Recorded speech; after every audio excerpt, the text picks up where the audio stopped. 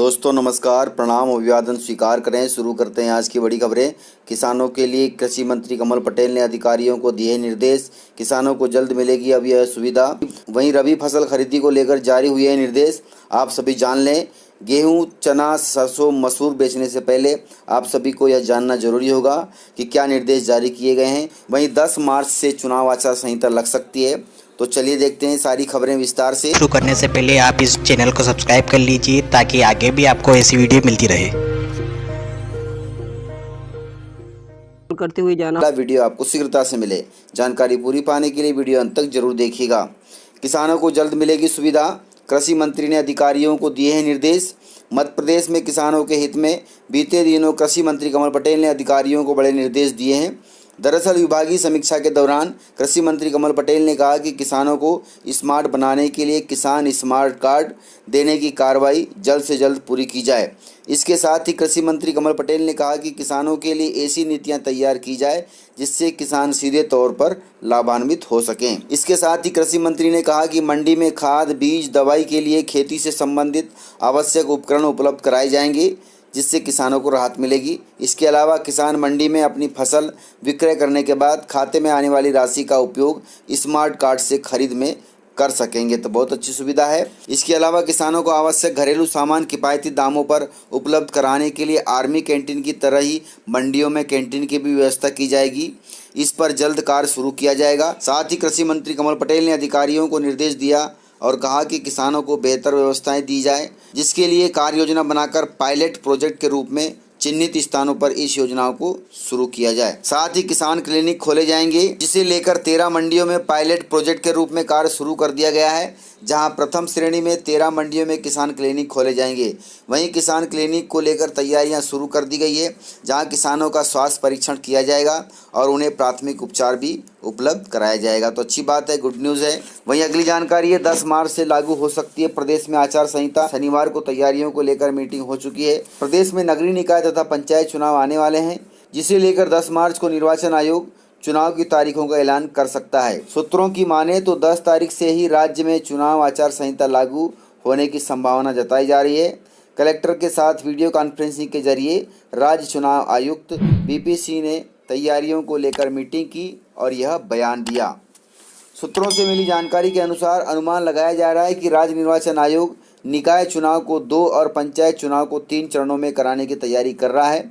बता दें कि प्रदेश के 407 नगरीय निकायों में होने वाले चुनाव के लिए वोटर लिस्ट 3 मार्च को जारी कर दी गई है और इसमें आरक्षण से लेकर अन्य व्यवस्थाओं को सुनिश्चित कर दिया गया है। चुनाव के लिए अब सिर्फ तैयारियों की समीक्षा बाकी है। इसके बाद निर्वाचन आयोग चुनाव की तारीखों की घोषणा कर देगा और आचार संहिता लागू हो जाएगी। तो इस प्रकार से संभावना जताई जा रही है कि 10 मार्च से चुनाव आचार संहिता लग जाएगी।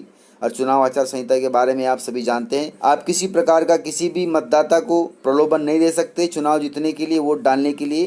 तो इस चीज़ का आप ध्यान रखिएगा। वहीं अगली जानकारी, मध्य प्रदेश में होगा 135 लाख टन गेहूं का उपार्जन। प्रमुख सचिव ने जानकारी दी है। मध्य प्रदेश में रबी उपार्जन वर्ष 2020-21 में लगभग 135 लाख मीट्रिक टन गेहूं उपार्जित किया जाएगा एवं सीमावर्ती राज्यों में उपार्जन परिवहन पर भी नज़र रखी जाएगी ताकि बाहर के राज्यों का गेहूं प्रदेश में न आ सके। इसके अलावा कम से कम 10% उपार्जन केंद्र स्व सहायता समूह द्वारा संचालित कराए जाएंगे। यह निर्देश मध्य प्रदेश के प्रमुख सचिव खाद्य नागरिक आपूर्ति एवं उपभोक्ता संरक्षण मामले फैज अहमद किदवई ने शुक्रवार को कलेक्टर सभा कक्ष में रबी उपार्जन वर्ष 2020-21 की समीक्षा बैठक में दी है। प्रमुख सचिव श्री किदवई ने निर्देश दिए कि राजस्व एवं कृषि अमले द्वारा पंजीकृत रकबे का सटीक सत्यापन किया जाए। रकबे के साथ पंजीकृत फसल का भी सत्यापन कराया जाए। सत्यापन का रेंडमली क्रॉस वेरिफिकेशन भी किया जाए। सत्यापित रकबे की सूची ग्राम पंचायत वार चस्पा की जाए व इसका B1 की तरह वाचन भी किया जाए। वहीं सत्यापन के बाद पंजीकृत किसान से उपज की खरीदी की जाए, तभी जाकर के पूरी प्रोसेस होगी और इससे किसानों को किसी प्रकार का कोई धोखा नहीं होगा। लॉकडाउन अवधि में बनाए गए केंद्रों की संख्या में परिवर्तन नहीं किया जाएगा। किसी वजह से कोई केंद्र बंद करना पड़े तो अन्य एजेंसी उपार्जन का कार्य करेगी। उन्होंने निर्देश दिए कि जहां तक हो गोडाउन स्तर पर ही उपार्जन किया जाए एवं साइलो बैग की अपेक्षा गोडाउन में ही भंडारण को प्राथमिकता दी जाए। प्रमुख सचिव श्री किदवई ने नई नीति के तहत रबी उपार्जन के अंतर्गत किसानों का पंजीयन रकबा सत्यापन सहित भंडारण, परिवहन आदि की विस्तृत समीक्षा की। उन्होंने कहा कि किसान द्वारा बताई गई 3 तारीखों में से ही किसी एक तिथि पर एसएमएस किया जाएगा और एसएमएस में दिनांक, विक्रय योग्य मात्रा, उपार्जन केंद्र एवं कोड तथा नाम की जानकारी रहेगी। तो आप समझ लें, आपको एसएमएस किया जाएगा। आपने जो 3 तारीख पंजीयन के दौरान दी है, उन्हीं 3 तारीखों में से आपको एसएमएस आएगा और एसएमएस में आपको दिनांक दी जाएगी कि आप इस दिन अपनी फसल को बेचने के लिए मंडी में लाएं।